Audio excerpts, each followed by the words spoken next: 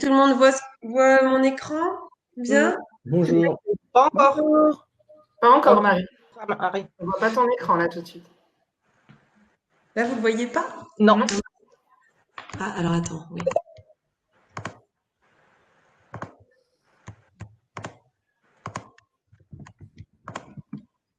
Voilà. Ça Parfait. démarre. Super. Bonjour à tous. Je suis ravie de vous accueillir pour ce 6e webinaire sur le thème Se développer et recruter, aspects financiers et managérial. Alors, ça y est, vous embauchez et vous complétez votre équipe. Pour vous aider à budgéter ce coût, on analysera les différences de taux de charge en fonction des profils. Assistant ou directeur, vous verrez la différence de taux de charge est énorme. On intégrera ce coût dans un prévisionnel en mettant en évidence les coûts cachés de cette embauche et en s'assurant de la viabilité. Ai-je assez de trésorerie et est-ce que je serai rentable? On évoquera 3-4 trucs et astuces. L'intégration réussie d'un nouveau salarié. On fera un petit focus sur les aides à l'embauche et les dispositifs de l'État pour réduire les coûts d'un salarié, emploi franc, CEI, AFPR, Ardent. Et pour les entreprises qui se développent, l'embauche peut être synonyme de passage de seuil et de mise en place de CSE. Une nouvelle question arrive. Comment on calcule ces seuils? Qu'est-ce qui se passe financièrement et quels impacts au niveau de l'organisation de l'entreprise? Alors pour ce faire, je suis accompagnée de 4 super experts que j'adore. Dominique Launay d'Ancerville, conseiller en RH, 30 ans d'expérience et 7 ans juge au prud'homme, société RH en or. Nathalie, formation, facilitation et changement, société Emovea. Julie Delannoy, experte du développement d'entreprise, société Améliore ta gestion. Et Johanna Suska, experte sociale, Optima Pay. Alors Johanna, on va démarrer par toi. Combien ça coûte? Alors oui, en effet. Bonjour à tous. Donc, un recrutement, combien ça coûte? C'est la question qu'on a très souvent, encore plus Marie et Julie, je pense. Donc, on rentre directement dans le vif du sujet parce qu'on sait déjà que la lecture d'une fiche de paye n'est pas toujours évidente. Donc, vous avez sur cette slide une simulation de fiche de paye pour une assistante administrative. C'est pas vraiment le poste qui compte, mais c'est surtout le salaire dans ce cas-là. Donc, on a un salaire brut, on peut le voir, on a un salaire brut de 1 539 euros, des charges patronales 53,08, des charges salariales 352,85 et puis un coût global de 1 592,53. On voit aussi le net à payer, 1 186,60. Et donc, le but, c'est de comprendre ce coût global du salarié, puisque par la suite, Julie va nous expliquer un petit peu comment budgéter tout ça. Donc, il y a deux méthodes pour calculer le coût global d'un salarié. Donc, soit on additionne le salaire brut avec les charges patronales, donc on obtient le 1 592,53, soit on part du salaire net et on additionne le net avec les charges totales, les charges patronales et salariales. Forcément, on arrive au même résultat. Alors, nous avons fait le choix d'une deuxième simulation de paye, c'est celle d'un directeur commercial. On est déjà sur un plus gros profil avec un salaire brut de 4 000 euros. Donc, pareil que tout à l'heure, on voit déjà les charges patronales, 1 642,98. La charge salariale, 838,35. Et puis, un salaire net, on va parler ici du net avant impôt, 3 161, avec un coût global de la fiche de paye de 5 642 euros. Donc, on voit déjà ce qui saute à l'œil, ce sont les charges patronales. Je pense que pour tout le monde, ça saute à l'œil. La différence, elle est énorme. Plus rien à voir avec les 53 euros de tout à l'heure. Donc, comment on calcule le taux de charge salariale? Donc, pour la première simulation de l'assistante administrative, il y a la première méthode. On divise le montant des charges patronales par le salaire brut. Donc, 53 divisé par les 1 539. On a donc un taux de charge patronale de cotisation de 3,45%. Et puis, on peut aussi calculer le taux de charge totale. Donc, pour ce faire, on calcule d'abord les charges totales, donc les patronales plus les salariales. On obtient les 405 euros qu'on va diviser par le salaire net et on obtient 0,34. Donc, nous pouvons maintenant faire le calcul à l'envers. Ça veut dire qu'on part du salaire net pour obtenir le coût global de la fiche de paye. Donc, on va faire 1 186, le salaire net de l'assistante administrative, fois 1,34 et on arrive à ces 1590 euros de charges patronales. Donc ça reste quand même un coût très très faible, hein, 3,45%, c'est vraiment très très faible pour une assistance administrative. C'est pourquoi? Parce que généralement on a en tête plutôt le taux qu'on voit en dessous du directeur commercial. Alors, exactement, le taux du directeur commercial, on est à 41% de taux de charge patronale. Donc, si on suit le même principe, les mêmes calculs, on voit déjà le taux de charge patronale 41%, et puis le taux du coût global appliqué sur la net, le salaire net, le pourcentage, il est de 78% sur le salaire net. Donc, la différence, elle est énorme et elle s'explique surtout parce que les pourcentages ne sont pas directement proportionnels. Ça, on le voit. Donc, ça s'explique surtout via la réduction générale des cotisations patronales. C'est l'ex-réduction Fillon. Elle concerne les rémunérations inférieures ou égales à 1,6 fois le SMIC. Donc, il faut savoir que le calcul de la réduction Fillon, il est assez complexe et on ne va pas vous le détailler ici, mais il faut savoir que sur la fiche de paie de l'assistante administrative, on était à 490 euros de réduction de charges patronales. Donc, on est à presque 500 euros pour un salarié au SMIC. Et puis, cette réduction, elle est dégressive jusqu'à 1,6 fois le SMIC. 1,6 fois le SMIC, pour rappel, on est environ à 2460 euros de salaire brut mensuel, d'accord? Et à partir de cette rémunération, il n'y a plus aucune réduction de charge. Oui. Aussi, petit bonhomme, parce que j'ai mis un petit bonhomme un petit peu étonné, pour se dire que plus la rémunération est élevée, plus la réduction est faible. Ça veut dire que cette réduction favorise clairement les bas salaires, malheureusement, hein. Alors c'est ça, c'est qu'il faut pas tomber non plus dans un cas extrême en se disant attention, à partir de ce moment-là, je dépasse le seuil et donc je reste à des salaires assez faibles. C'est pas du tout la logique de cette slide. Cette slide, c'est bien de sensibiliser si jamais vous avez un prévisionnel et que vous embauchez quelqu'un à des rémunérations faibles, vous avez le droit à l'ancienne réduction Fillon et donc à des taux de charge très faibles.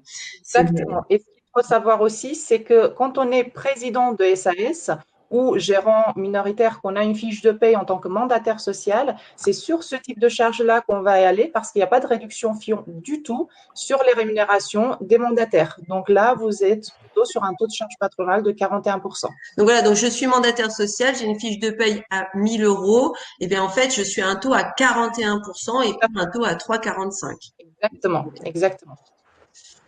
Merci Johanna. Alors, le financement du recrutement et le développement d'entreprise. Julie? C'est à moi, merci Johanna.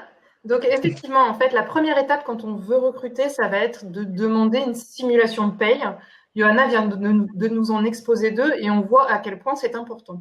La deuxième étape, ça va être de vérifier que l'entreprise est en mesure d'assumer cette nouvelle charge. Pour ce faire, on va réaliser un prévisionnel de développement d'activité. Ce prévisionnel de développement d'activité, globalement, il sert à quoi? Il sert à vérifier que c'est le bon moment pour embaucher, que l'entreprise reste rentable. Et au préalable, je vous mets en garde, il faudra bien mesurer les investissements nécessaires à réaliser ce nouveau projet. On va en parler tout de suite. Donc déjà, globalement, qu'est-ce que c'est qu'un prévisionnel? Un prévisionnel, la première étape, ça va être de dire pourquoi on réalise le prévisionnel. Donc, globalement, quel est mon projet? Quel est mon projet de création? Quel est mon projet de développement? Ensuite, il faut être très vigilant à bien identifier les besoins nécessaires à la réalisation de ce projet. Je vais embaucher quelqu'un, qu'est-ce qu'il faut que j'achète? Dans quoi l'entreprise doit investir pour mener à bien mon embauche? Okay. Et le pendant de ça, effectivement, ça va être comment je vais faire pour les financer. Alors là, bien faire attention, quand on embauche, effectivement, on va intégrer, il va y avoir des charges auxquelles on va tout de suite penser, par exemple un véhicule si on parle d'un commercial, un ordinateur, un bureau, du matériel, etc. Ce à quoi on va peut-être moins penser, ça va être le temps, l'investissement temps nécessaire à ce nouveau salarié à s'intégrer dans l'entreprise et à être tout à fait opérationnel. Donc ça, on va essayer de le mesurer également. Ensuite, on va s'intéresser au compte de résultats prévisionnels pour vérifier la rentabilité et enfin, la trésorerie. Donc, la particularité d'un prévisionnel de développement d'activité, c'est effectivement qu'on ne part pas d'une feuille blanche, puisque notre entreprise existe déjà. Donc, le point de départ, ça doit être le dernier exercice qui a été réalisé, d'accord? Le dernier exercice clos, au travers des états financiers, bilan, compte de résultat, ou bien d'une situation intermédiaire, si ce bilan est déjà trop ancien ou s'il y a eu beaucoup de changements entre la clôture du dernier bilan et la date d'aujourd'hui. Comme je vous le disais, ensuite, on passe au plan de financement, les investissements nécessaires et les financements à mettre en face. On va s'assurer que l'activité telle qu'on la projette dans le futur, avec ces nouvelles charges, va rester rentable. Une fois qu'on aura identifié ce bénéfice prévisionnel, il faudra bien vérifier au travers de la capacité d'autofinancement que l'entreprise est capable de rembourser les anciennes et les nouvelles dettes, les anciens et les nouveaux emprunts bancaires. Et enfin, notamment le PGE, quoi. Et notamment le PGE. Et enfin, la trésorerie. On va vérifier que le solde, donc la trésorerie, c'est le solde finalement bancaire, hein, celui qui apparaît sur mon relevé de banque à la fin de chaque mois, reste positif. C'est aussi l'occasion, quand on fait ce travail-là, de regarder les tâches qui sont effectuées par des personnes qui coûtent cher et qui pourraient être effectuées par des personnes qui coûtent un peu moins cher. Ça peut être aussi l'occasion de restructurer et d'optimiser les coûts. Exactement. C'est un projet global et Nathalie en parlera mieux que moi, mais il faut vraiment donner du sens à ce projet et à l'organisation future. Donc, quelques points de vigilance pour le développement de l'activité. Ça va être, comme je vous le disais, de bien intégrer les préexistants, de ne pas oublier le renouvellement des investissements, parce qu'au-delà de l'embauche, il va quand même y avoir une continuité de l'activité. Et puis, vigilance aussi, puisque l'augmentation de l'activité va induire effectivement une augmentation des charges de personnel dans bien des cas, mais aussi une augmentation des autres charges. Le taux de marge, lui, en revanche, reste à l'identique. Le taux de marge, pas la marge. Et on va avoir toujours un focus sur la trésorerie. Est-ce que ma trésorerie reste positive? Si vous ne regardez qu'un seul indicateur, regardez la trésorerie et ça vous permettra de vous poser les bonnes questions. Est-ce que j'ai bien calibré le financement? Et sinon, si j'ai bien calibré le financement à hauteur des investissements, est-ce que c'est vraiment faisable cette opération? Oui, parce qu'il faut savoir quand même qu'une trésorerie négative, le porteur, enfin l'entrepreneur va se retrouver en découvert autorisé. Le découvert autorisé, on est caution personnelle, généralement. Enfin, généralement, on est caution personnelle. Donc, c'est des points qui sont très importants, surtout à l'heure actuelle. Alors, on a fait un petit exemple chiffré, alors très simplifié, hein.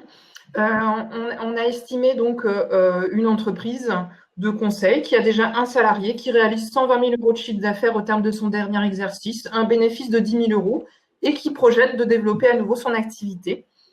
Pour ce faire, elle veut savoir si elle peut embaucher un nouveau salarié, intégrer un nouveau salarié dans son entreprise. Par simplification, les deux salariés représentent le coût développé plus haut par Johanna de l'assistante administrative. Okay. Donc, première étape, comme je vous le disais, on va lister les investissements. Ici, on a estimé que notre nouveau salarié, pour être pleinement intégré à la société et être à 100% à 100% opérationnel, disons, il va falloir à peu près 3 mois. Donc ça, 3 mois de coûts, on les a intégrés directement dans le plan de financement. Du matériel, de bureau, informatique, ce qui amène à 7 000 euros environ, entre 7 et 8 000 euros de nouveaux investissements à financer. En fait, on a mis un emprunt bancaire de 8 000 euros pour financer ces investissements. Et vous voyez bien, comme je vous le disais, on est quand même sur une entreprise existante qui a déjà des immobilisations, il y a déjà eu des investissements qui ont été réalisés par le passé. Et on verra, il y a aussi déjà des emprunts qui se remboursent. Voilà. Alors après, juste une petite précision. Donc en tant qu'expert comptable, voilà, on met en investissement, formation de nouveaux salariés. C'est une approche économique et pas une approche comptable. Mais on a pris l'habitude depuis plusieurs années de le faire. Les banques aiment bien, les entrepreneurs aiment bien aussi. Ça permet vraiment de visualiser le besoin, tout ce dont on a besoin. Donc la formation d'un nouveau salarié, ce sont des coûts cachés qui sont réels dans la pratique. Alors en fonction des métiers, c'est plus ou moins long, mais je pense qu'il est très important de le budgéter. Autre point, les investissements inscrits ici sont hors taxe. Donc, quand vous avez de très gros investissements, n'oubliez pas de demander un crédit relais TVA à votre banque, autant qu'on obtienne le remboursement de la TVA. Tout à fait. Deuxième étape, on va vérifier la rentabilité de l'entreprise. Donc, en fait, on va se projeter sur un niveau d'activité, c'est-à-dire un chiffre d'affaires sur les années suivantes et une évolution des charges en fonction. Ici, on voit bien apparaître dans les salaires N-1, c'est tout simplement le dernier exercice clos. Donc, c'est la reprise qui nous permet bien de comparer l'existant avec les projections. Okay. Et ensuite, donc, on a les salaires bruts. On voit que ça double par simplification. Comme je vous le disais, on est parti sur des salaires d'assistantes administratives. Et du coup, on vérifie que notre bénéfice, c'est-à-dire le résultat, est positif à la fin. Là, pouce jaune, tout va bien. Pour l'instant, l'activité est rentable. Mon nouveau salarié, je peux l'embaucher. Mais pas que, hein, Julie. Pour l'instant, je peux. On va voir si c'est toujours possible à la slide suivante. Alors, la slide suivante, c'est, comme je vous le disais, en fait, il y a bénéfice. Et ensuite, il y a cette fameuse capacité d'autofinancement. La capacité d'autofinancement, c'est une vision davantage cash. Okay, on va vérifier le bénéfice comptable. Marie, tu me corriges si c'est une erreur. Le bénéfice comptable est calculé avant remboursement des emprunts. D'accord? Les emprunts en capital, les prêts bancaires, par exemple. Donc, ici, on va calculer la CAF et on va vérifier que nos anciens et nos nouveaux prêts peuvent être remboursés. Si la CAF est inférieure au remboursement des emprunts, attention. Et là, on voit effectivement qu'on est un peu juste en première année. Donc là, on va quand même se poser des questions. Parce que là, on a 0 marge de manœuvre. Et en général, Marie, toi en tête, tu dis 2 fois 2 pour la CAF, pour avoir vraiment cette marge de manœuvre. La banque, elle aime bien x2 pour la CAF. Alors après, pour des systèmes de start-up, on peut avoir un autofinancement net négatif. Et donc là, on va se baser sur la trésorerie. Mais il faut savoir que quand l'autofinancement net est négatif, ça veut dire que vous faites pas assez de résultats pour payer les emprunts. Et bien en fait, sur le long terme, vous allez avoir des difficultés de trésorerie. En fait, on pressent, on anticipe les difficultés de trésorerie grâce à ce ratio. Voilà. Donc c'est très important. Les startups, c'est un modèle un peu différent où on va retrouver ces ratios-là les 2-3 premières années, mais en fait, on va s'attacher fortement à la trésorerie, au suivi de la trésorerie. Mais là, tout à fait. Donc là, typiquement, un banquier, il va pas être content. Il va pas être content sur la première année. Il va se dire là, l'entrepreneur ne me paye pas, donc je n'y vais pas. Je ne finance pas. Tout à fait. Et comme tu le disais, en fait, quand on est sur un autofinancement net négatif, on consomme de la trésorerie. Donc, en fait, ça veut dire que si on n'en a pas, on va avoir un découvert bancaire pour rembourser son prêt. Enfin, là, ça commence à devenir dangereux. Tout à fait. La dernière slide, c'est la trésorerie. Très important. Donc, on va vérifier que notre trésorerie reste positive.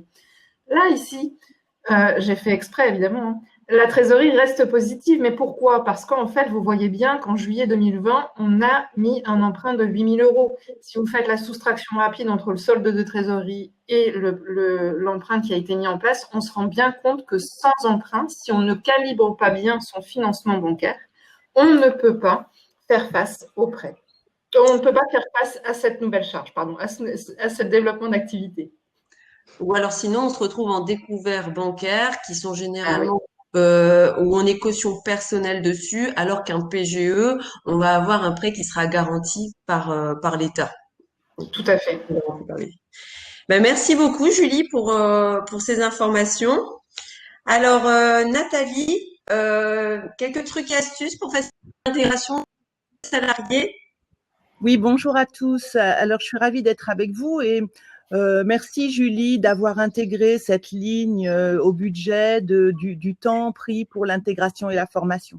C'est essentiel parce que avant tout, quand on choisit d'embaucher quelqu'un, c'est parce qu'on en a besoin et certainement parce qu'on a envie de développer son activité. Et donc, c'est pas uniquement perçu comme une charge. C'est pour ça que, bien entendu, et je sais que Terre d'entrepreneurs est dans cet état d'esprit, c'est une nouvelle richesse humaine que nous accueillons et par conséquent, il y a quelques trucs, astuces notamment du bon sens, beaucoup de bon sens, mais quand même, ça vaut le coup de l'écrire. La première étape, ça va être, donc il y a plutôt quatre grandes étapes. J'ai simplifié pour que ce soit fluide. Il y a la première étape qui est de clarifier. En tant qu'entrepreneur, je vous propose sur la slide suivante, s'il te plaît, Marie, de regarder un petit peu quel est le projet humain de mon entreprise. Qu'est-ce que j'ai envie de faire et de quelle est la vision?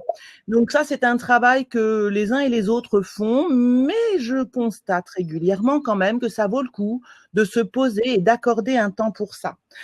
Quel est mon style de leadership? C'est quoi la façon dont j'ai envie de communiquer et que j'ai envie de développer? Le management, la collaboration, la coopération, tout ça sont des questions à se poser et à écrire, évidemment. Et pas faire l'inverse, regarder qui je suis et comment je fais, plutôt que qu'est-ce que j'ai envie de donner comme image aux autres. Ça, c'est quelque chose qui est vraiment important, de clarifier son projet humain. Bref, il faut être clair avec soi-même. Donc ça, c'est quelque chose qui est très important pour continuer son activité. Et on peut pas plaire à tout le monde non plus. Enfin, on peut pas recruter tout le monde, même s'il y a des super profils, ça fitera pas forcément.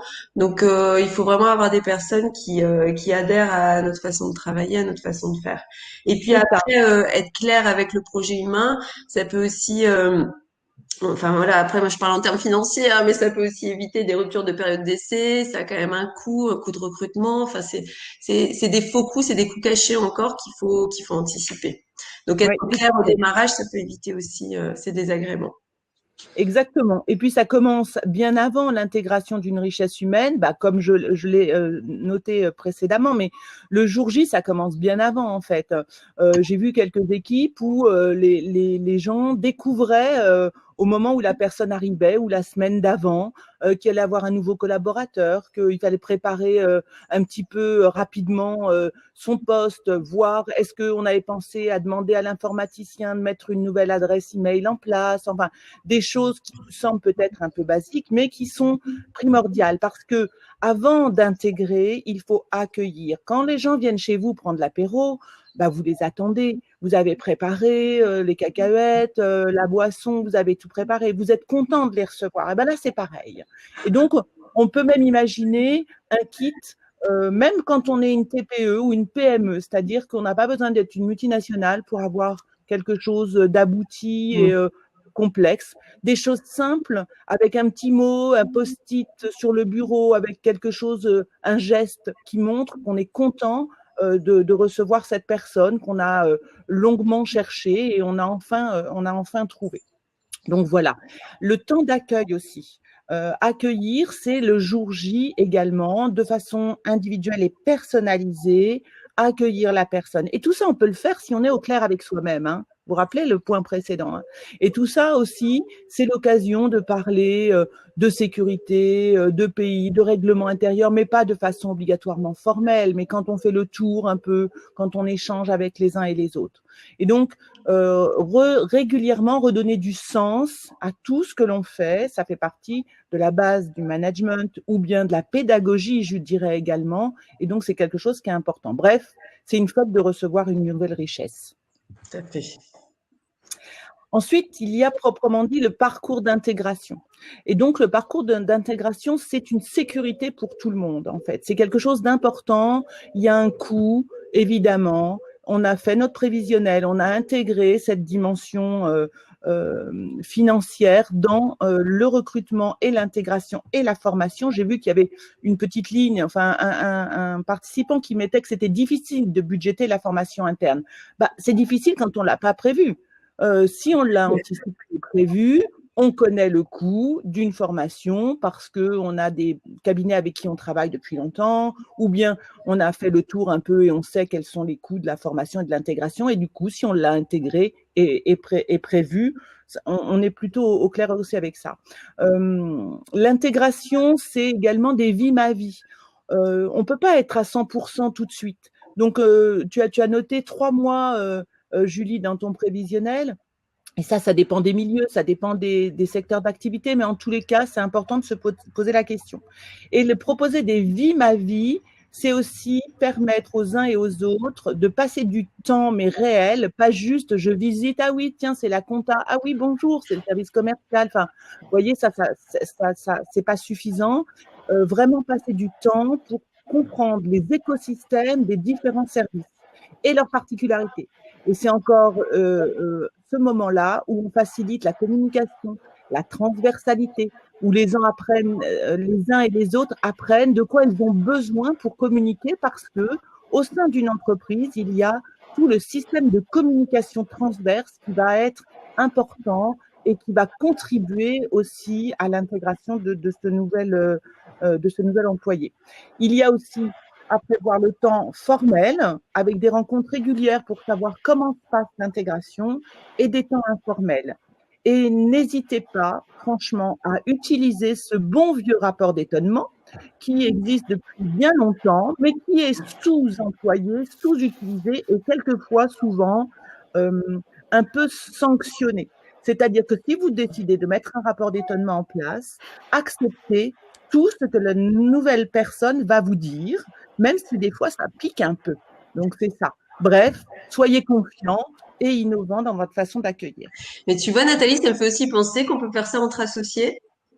Ah ben oui, bien Hein, entendu. le vie, ma vie, je pense que ça peut être intéressant avant de faire un pacte d'associés, même parfois. C'est ça. Ben, écoute, j'y participe régulièrement pour ceux qui veulent passer le pas. Tout à fait. Et puis, la quatrième étape, ça va être pourquoi c'est important, tout ce qu'on a dit précédemment. Ben, c'est important parce qu'on va pouvoir développer, on va pouvoir fidéliser. Et donc, dès l'entrée, dès l'intégration, parler et échanger avec le collaborateur sur une projection à 1 an, à 3 ans, pour voir un peu comment cette personne a envie de se développer, c'est quoi ses facteurs de motivation, pour pouvoir comprendre qu'est-ce qui la nourrit dans son quotidien. Comme ça, vous pourrez avoir aussi un management adapté, à la personnalisé et motivationnel. C'est quelque chose qui est très important. Donc, développer le projet d'évolution de carrière, vous allez me dire, bah oui, mais dans une TPE où on n'est que 9, eh ben, c'est quand même important.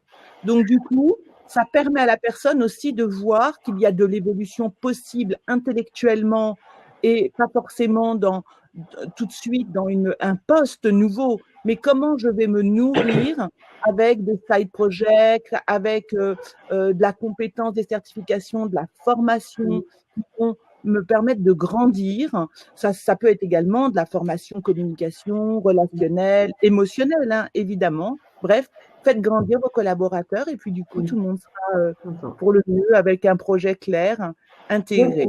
Tu nous as mis beaucoup de chiffres, merci. Oui. Alors, j'ai mis quelques petites références. Vous allez retrouver ça assez facilement sur l'anac.fr, intégration des salariés. Il y a des fiches outils qui sont très bien faites. Je vous invite à aller voir. Je vous mettrai le lien dans le chat. Et puis, tout simplement, souvenez-vous que un salarié heureux et l'entreprise va mieux. C'est mignon, ça. Il est 2 fois moins malade. Il est 6 fois moins absent. Il est plus créatif à 55%, plus productif et plus loyaux. C'est une source MIT Harvard que vous retrouvez également. Voilà, merci beaucoup de votre attention à tous. Merci Nathalie, merci beaucoup. Alors on attaque un autre angle avec Johanna sur les aides au recrutement en 2020. Alors, je voulais juste dire, avant de commencer les aides au recrutement, je voulais juste dire un grand merci à Nathalie pour cet aspect humain et qui est très important du point de vue relationnel, parce que nous, dans notre esprit comptable, hein, Marie, on oublie souvent, c'est notre métier, hein, donc forcément, nous, on parle chiffres, et puis on oublie souvent cet aspect relationnel et humain qui est très important pour le développement de l'entreprise. Et il ne faut pas oublier que les employeurs dépensent beaucoup d'énergie pour les recrutements, pour les embauches, pour passer des entretiens, pour trouver le bon profil. Et puis, moi, je suis souvent celle qu'on appelle quand il y a des soucis. Et je ressens la détresse parfois, on peut dire, parce que c'est compliqué d'avoir des soucis avec le salarié, de trouver des solutions, de se séparer d'un salarié et puis de se projeter dans une nouvelle embauche et de repasser tout le recrutement. Donc, c'est quelque chose de très important, c'est voir, c'est aussi important que les chiffres, forcément, parce que je trouve que c'est usant pour les employeurs. Donc voilà. On passe aux aides. Les aides au recrutement en 2020, on n'a pas la prétention d'être exhaustif, mais on a choisi pour vous de vous présenter quelques aides auxquelles vous pourrez peut-être faire appel pour vos futures embauches. Dans la conjoncture actuelle, je pense que c'est d'autant plus important. Donc, on commence par le contrat d'apprentissage. Il est déjà très bien connu, y compris ses exonérations de charges. Donc, on sait déjà que sur un bulletin de paye d'apprenti, on paye très peu de charges. Jusqu'à 79% du SMIC, l'apprenti ne paye pas du tout de charges salariales déjà. Donc, c'est vraiment un contrat très intéressant, le plus intéressant, on pourrait dire aujourd'hui. Alors, ce qui est très intéressant aussi, c'est que l'aide qui existait avant, l'aide unique à l'apprentissage, a été améliorée dans la conjoncture actuelle. Et on va jusqu'à 5 000 € pour la première année pour un apprenti mineur et 8 000 € pour un apprenti majeur. Alors attention, parce qu'on parle juste des apprentis qui préparent un diplôme allant du CAP jusqu'à la licence professionnelle. Donc au-delà de la licence pro, il n'y a plus d'aide malheureusement. Donc voilà, mais au moins jusqu'à la licence pro, on peut bénéficier de ce type d'aide, ce qui peut nous amener à ce qu'un contrat d'apprentissage ne nous coûte rien du tout pour la première année. C'est vraiment très, très important.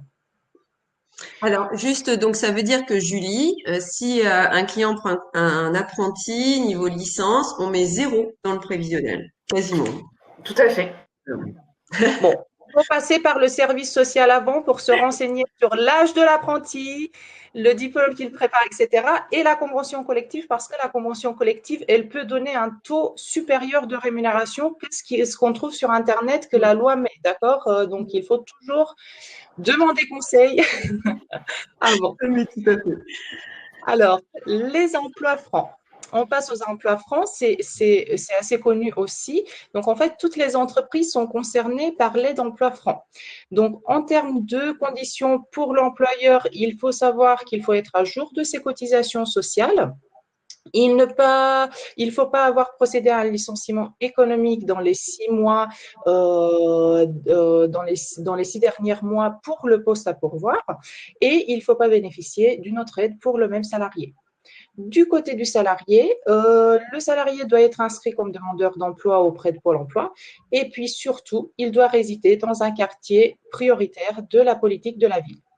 Donc, on a rajouté pour vous, on l'a dans le slide aussi, mais je vais le mettre dans le chat, comme ça vous pouvez faire un petit copier-coller, le lien sur lequel vous pouvez vérifier l'éligibilité de votre salarié.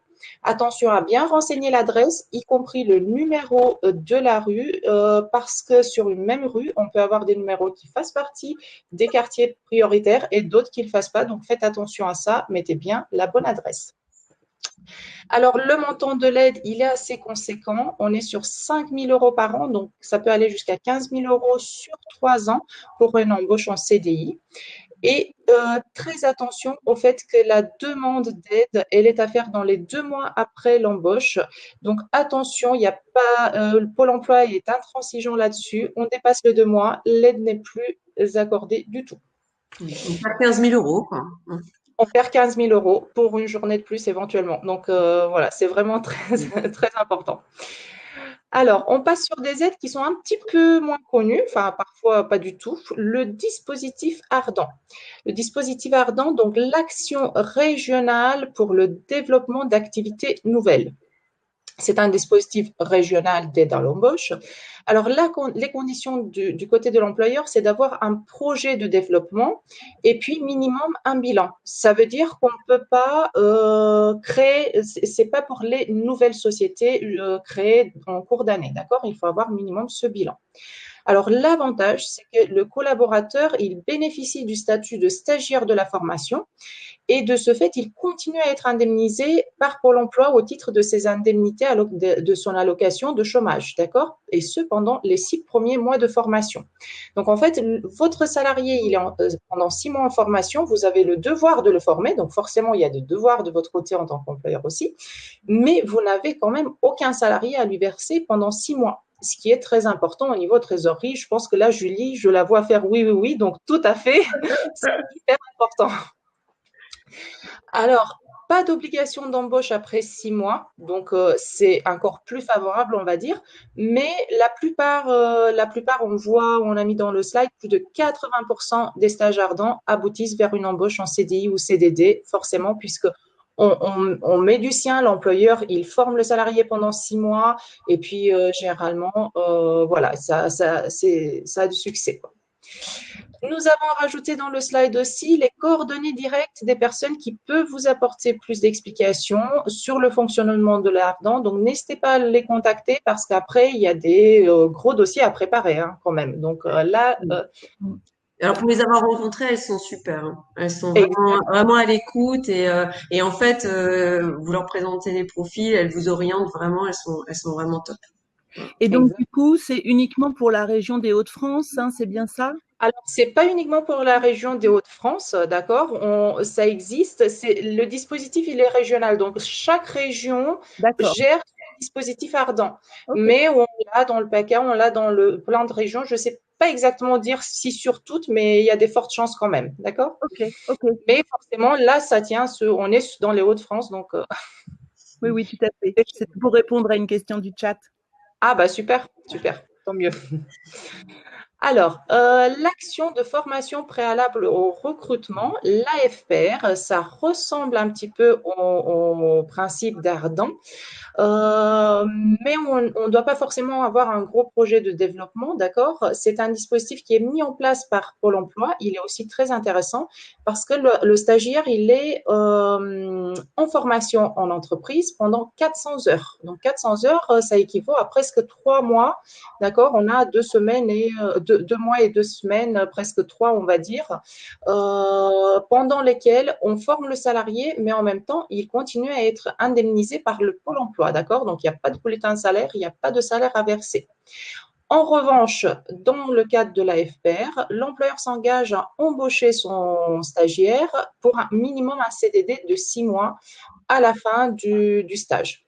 Et en plus de ça, il perçoit aussi une aide au financement de la formation qui peut aller jusqu'à 2 000 euros. Donc, c'est vraiment un dispositif très intéressant. Et enfin, le contrat unique d'insertion.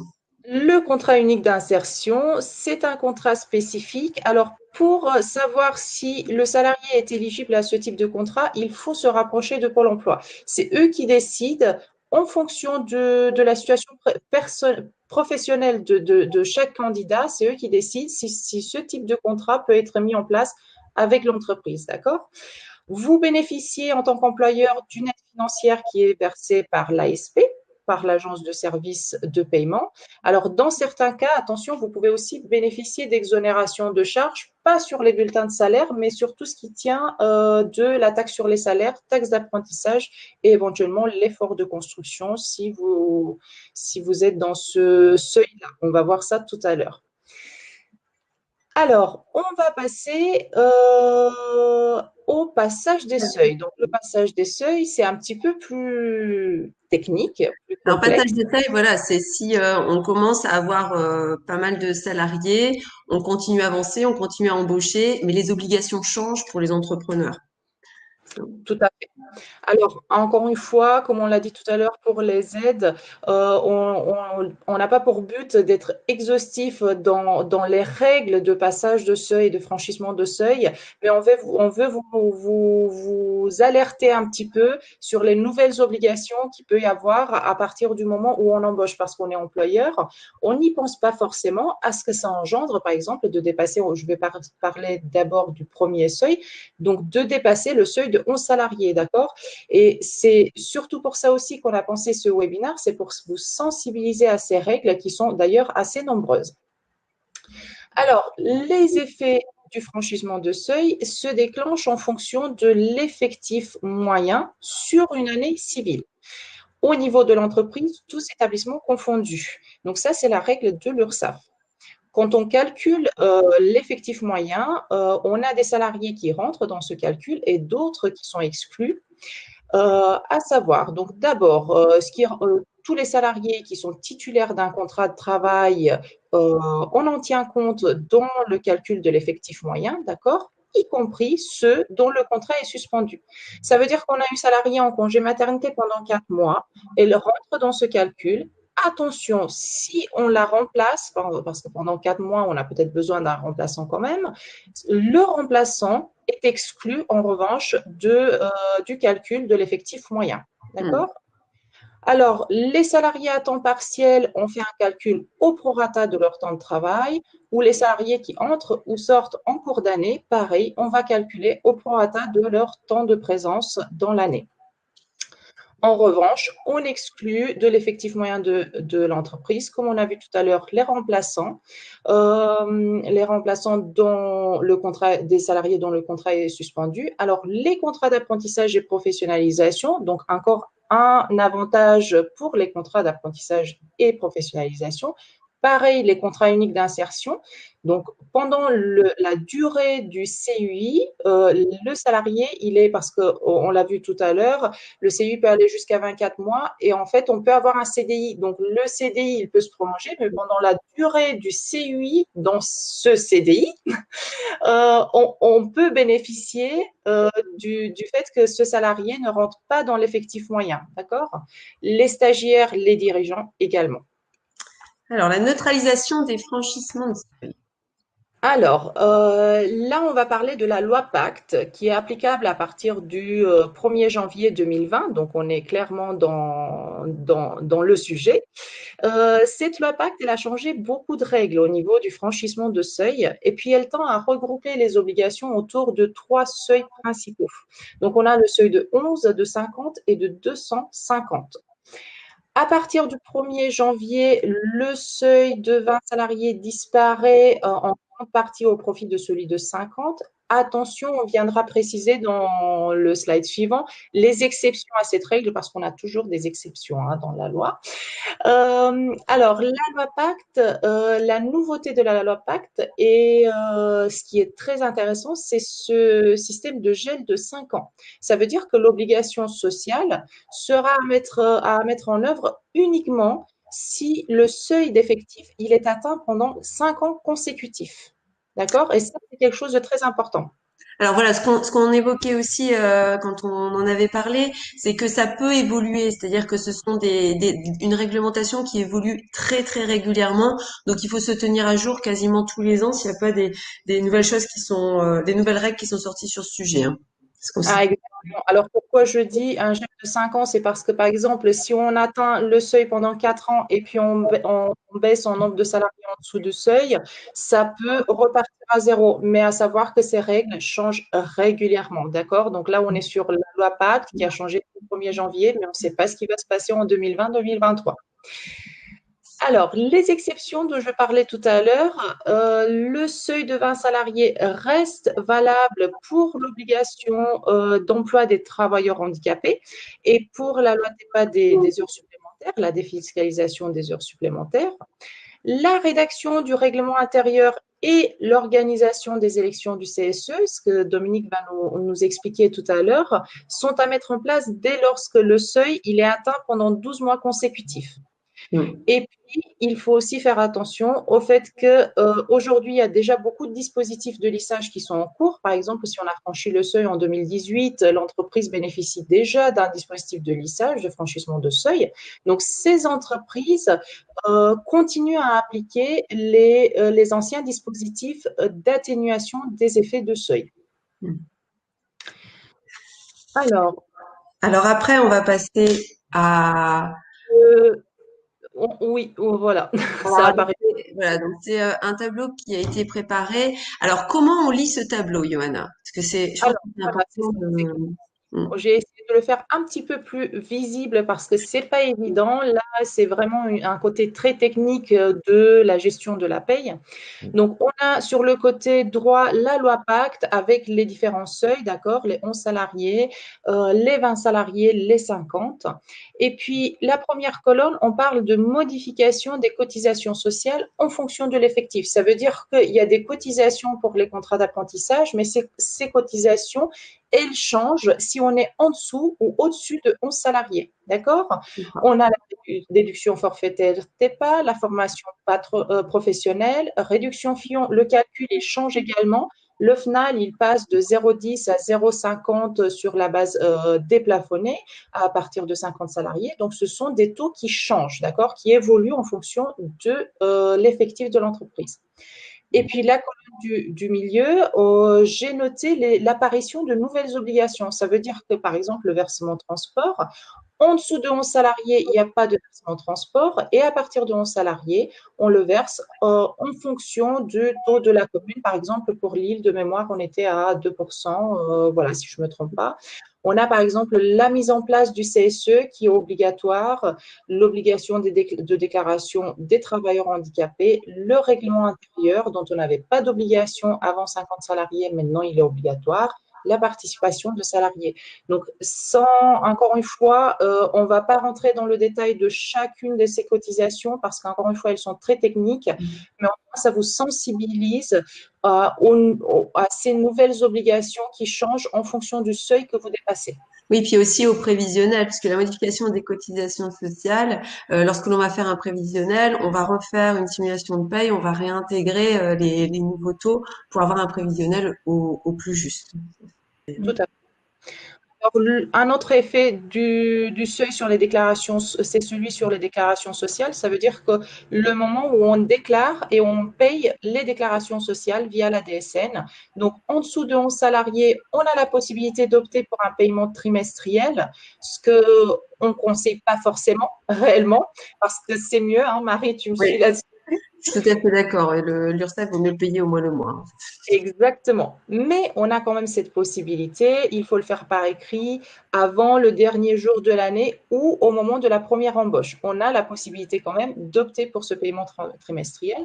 À partir de 11 salariés, ce choix n'est plus possible. On paye mensuellement les cotisations et on les déclare mensuellement au 15 du mois qui suit. Et puis, à partir de 50 salariés, la déclaration et le paiement se font le 5 du mois suivant. Super. Ben, merci, Johanna.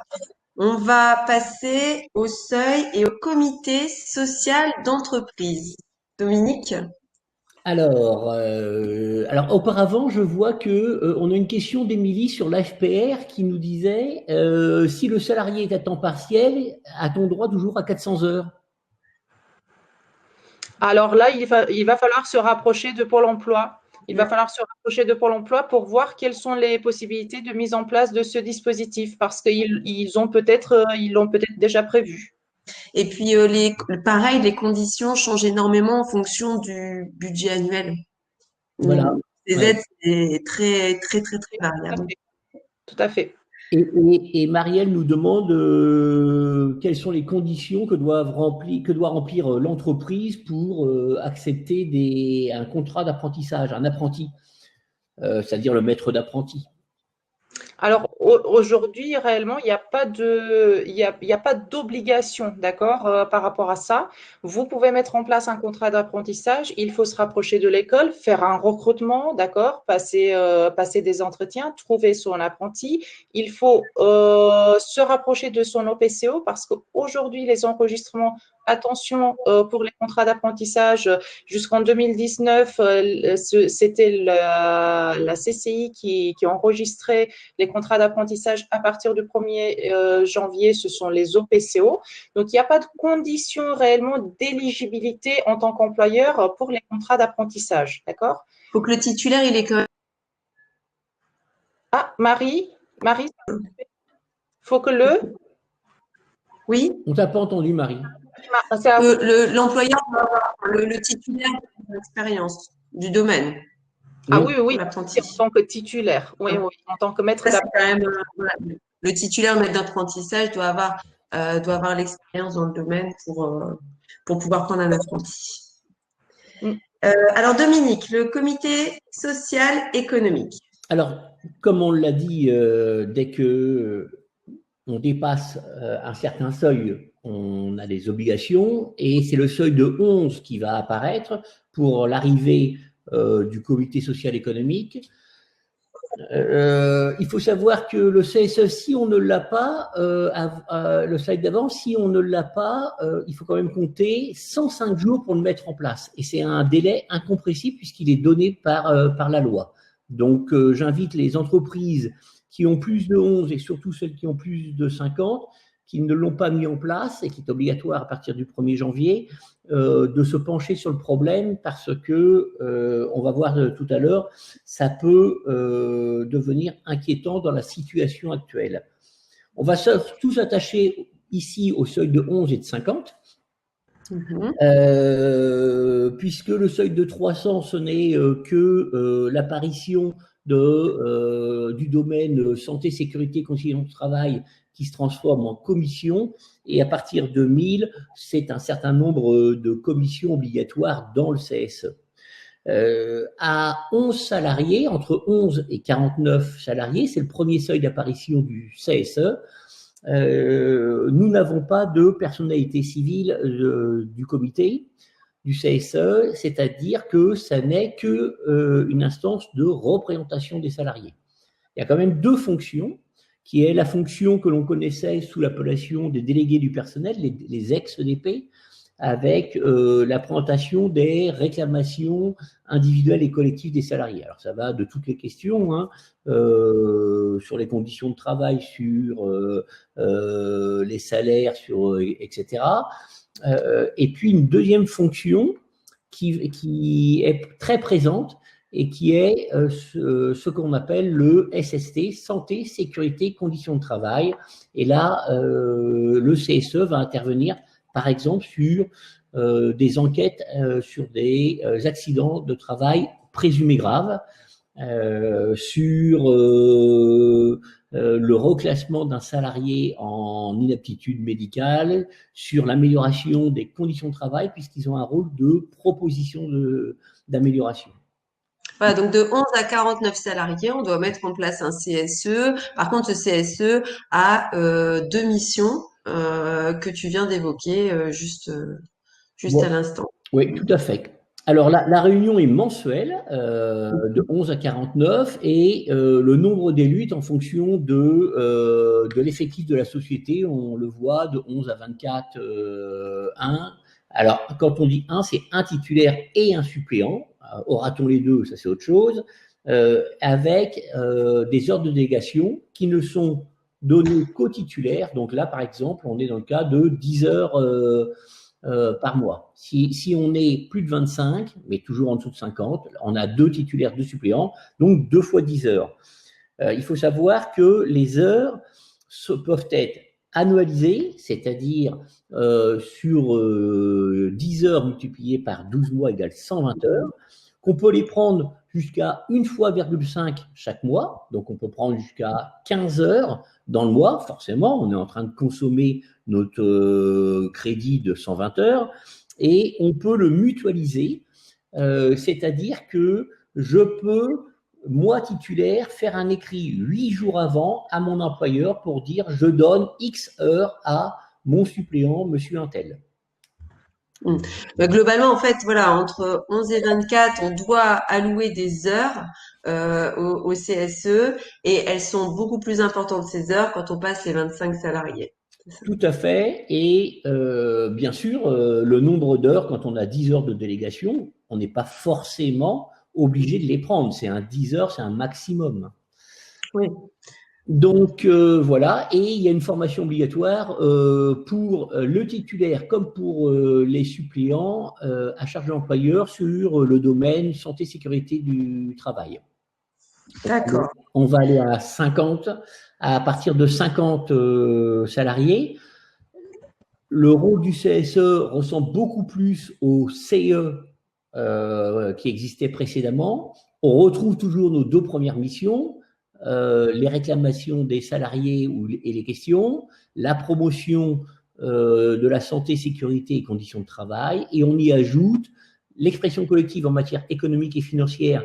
Ce sont toutes les infoconsultes nécessaires qui apparaissent ici et qu'il n'y a pas à moins de 50, et puis la gestion des activités sociales et culturelles qu'on appelle ASC et qu'on appelait dans le temps les œuvres sociales. Et voilà, donc en fait, le CSE, à partir de 50 salariés, a beaucoup plus d'attributions en fait. Alors voilà, on passe de 2 attributions à 4 attributions. Il passe avec un budget Et là, il a un budget de fonctionnement et un budget d'activité sociale et culturelle, donc deux budgets distincts.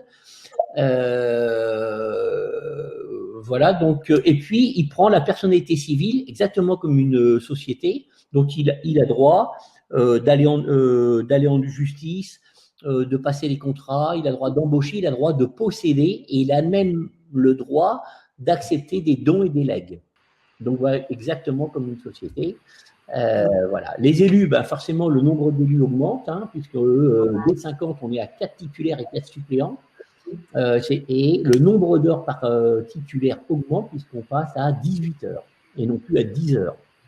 Et voilà. C'est progressif comme ça jusqu'à 1000 salariés. Dominique, s'agissant des élus, on a une question d'Émilie qui nous demande pour la composition des élus, s'agit-il forcément de salariés ou est-ce que ça peut être des actionnaires, des gérants, etc. Non, alors c'est forcément des salariés de l'entreprise. En CDI, même s'il y a plusieurs collèges, ce sont forcément des salariés. Le gérant, les actionnaires ne peuvent pas l'avoir puisqu'ils ont le statut d'employeur. Et là, c'est le statut de salarié qui fait qu'on y a droit.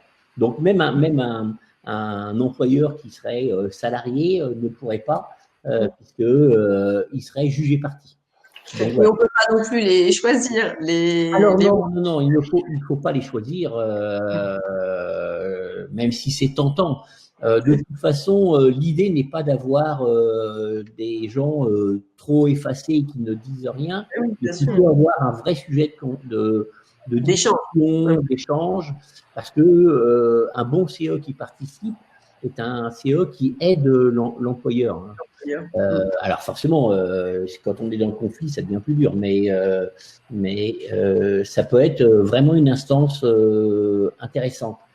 Un petit focus sur la formation. À partir de 50, la formation des élus, une formation économique est obligatoire. La loi dit maximum 5 jours. Elle est à charge du CSE, donc sur son budget de fonctionnement. 5 jours, nous, par exemple, moi, on la propose sur 1 jour pour les moins de 50, 3 jours pour les plus de 50. Voilà, et on n'a pas besoin forcément des 5 jours. Alors après, au niveau des organismes de formation, c'est soit des organismes indépendants, soit les centrales syndicales ont tous un organisme de formation. Voilà, c'est un peu au choix des élus et de l'employeur qui peut proposer la formation. Après, il y a les 3 grandes consultations obligatoires. Alors voilà, dès qu'on est à 50, nous avons des consultations obligatoires. Nous en avions au minima pour les sociétés de 50, 17 dans l'année à faire auparavant. Depuis le regroupement, nous n'en avons plus que 3, même si les 17 apparaissent toujours dans le Code du travail, elles n'ont pas été effacées. Et si vous faites les 3, vous serez tranquille. Elles regroupent l'ensemble avec une consultation sur la stratégie, les orientations stratégiques de l'entreprise. Je vous laisserai regarder le détail. La situation économique et financière de l'entreprise, c'est une deuxième consultation. Et puis une troisième sur la politique sociale. Alors le CSE doit donner un avis. Cet avis ne lie pas l'employeur. Forcément, on va chercher à avoir un avis favorable, mais ce n'est qu'un avis. Et puis, dans le cas où nous avons au niveau de l'avis vote favorable, de vote défavorable, si on avait 4 titulaires au CSE, eh bien, à égalité des voix, l'avis est considéré comme défavorable parce que pour avoir le favorable, il faut avoir au moins la majorité et c'est donc 50% avec virgule quelque chose et à 2 plus 2, on n'est plus à 50%. Voilà. Et les autres consultes ponctuelles du CSE. Alors voilà, quand je dis faites les 3 grandes consultations et vous serez tranquille, oui, Sauf qu'il peut arriver des cas où on a une obligation de consulter au niveau ponctuel. Et un cas qui nous touche actuellement, c'est le recours au chômage partiel avec nos histoires de Covid. Les entreprises de plus de 5 ans ont l'obligation pour bénéficier du chômage partiel de donner l'avis du CSE. Et là, on rencontre des difficultés pour les sociétés qui n'avaient pas mis en place leur CSE. Donc, vous voyez l'importance de le faire parce que mettre en place son CSE, c'est pas forcément en avoir un. On peut très bien arriver à la fin des élections par un PV de carence parce qu'on n'a pas eu de candidat. Donc, mais au moins, on sera couvert. Aujourd'hui, si on l'a pas mis et qu'on a plus de 50, on a mis les gens en, comme le gouvernement nous l'a dit, en chômage partiel. On a demandé l'avis. 48 heures après, nous avons eu l'avis favorable qui serait pris en compte. On nous dit, c'est sous condition de nous envoyer l'avis de votre CSE. Manque de change, pas de CSE mis en place. Manque de change, comme je vous l'ai dit au début, il faut 105 jours pour mettre en place des élections. C'est incompressible. Aujourd'hui, on n'aura pas d'avis à remettre. Et là, on peut se poser la question, nos périodes où on a mis les gens en chômage, va-t-on être remboursé les 85% versés aux salariés? Je vous donnerai pas la réponse, je ne l'ai pas. Il va falloir aller, dans ces cas-là, la solution est d'aller négocier avec l'inspection du travail, et puis en fonction des arguments et puis de l'interlocuteur, on peut espérer ou pas, mais la situation peut être difficile. Dans le cas peut-être d'un retour possible, si vous n'avez pas de CSE et que vous êtes à plus de 11, alors surtout à plus de 50, mais déjà à plus de 11, je vous conseille de vous pencher sur le problème. Et voilà. Alors, on a d'autres cas. Hein. Je pense à quelque chose assez fréquent, c'est la mise en place de la vidéosurveillance pas pour surveiller les salariés, hein, c'est pas la fonction, mais pour une histoire de sécurité lorsque l'établissement est fermé, etc. On doit avoir un avis du CSE, l'introduction de nouvelles technologies et puis tout ce qui est modification des temps de travail. Voilà. Super, merci Dominique pour ces informations. Et merci à tout le monde pour votre écoute pour ce webinaire. Le prochain webinaire sera consacré au contrat de travail. Alors, merci Dominique de la société RH en Or, Nathalie de la société Movea, Julie de Améliore ta gestion et Johanna d'Optima Pay. On vous souhaite de très belles vacances et puis profitez des restos, profitez du déconfinement pour consommer, pour faire plaisir aussi à nos restaurateurs. À très bientôt et bonnes vacances à tous. Merci. Merci à tous. Merci beaucoup. Allez, au revoir. Au revoir. Au revoir.